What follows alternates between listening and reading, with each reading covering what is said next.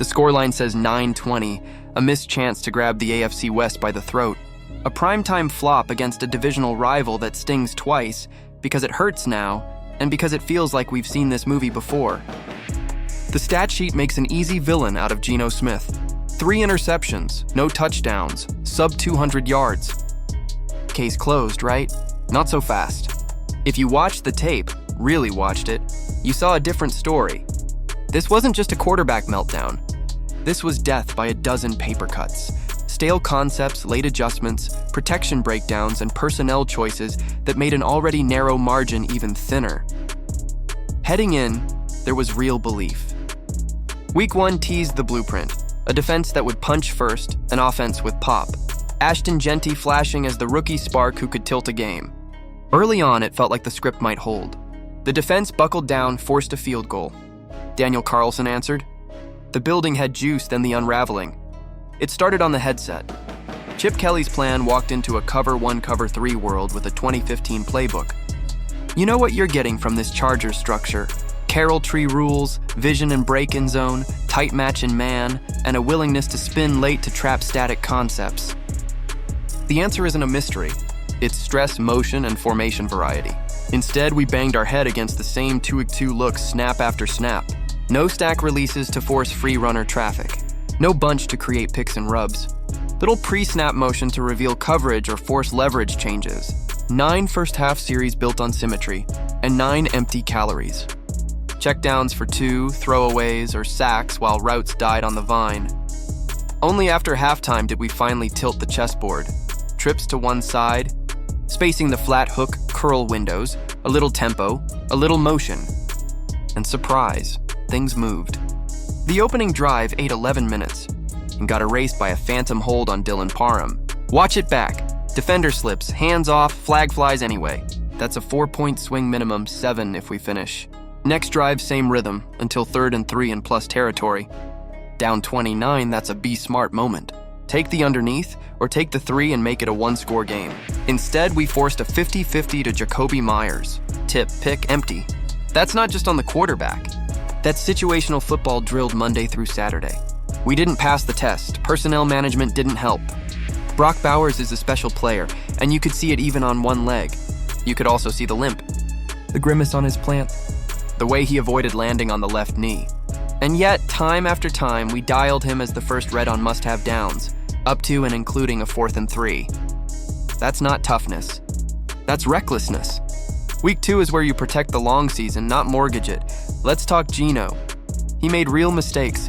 No sugarcoating the 3rd and 15 pick late. But context matters. You cannot evaluate a passer like he's standing in a clean pocket when the pocket rarely exists. The interior trio had a night to forget. Parham, Alex Kappa, Jordan Meredith combined for roughly 30 losing snaps, quick pressure, outright losses, and 5 erratic snaps that turned simple plays into fire drills. There's a shot play in the second quarter where Trey Tucker wins by 1.5 yards, pure 6 points, if Geno can step and drive.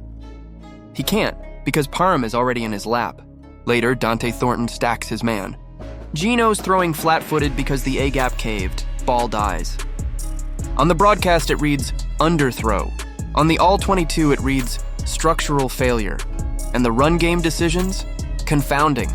When a defense is sitting with 7 in coverage, they're daring you to bludgeon them. Ashton Genty was that answer. Decisive, slippery, creating extra yards after contact, finally ripping off an 11-yarder that should have been the starter's pistol for a heavy dose. Instead, we yanked him for an entire series. Zamir White checks in, the box stays light, and we still lose 2 yards. Momentum gone, drive gone. Ride the hot hand, or stop pretending we're a run-play-action offense. Geno's deep ledger tells the same story. 0 for 11 on throws, over 10 air yards. That's not merely bad QB play, that's a philosophical whiff.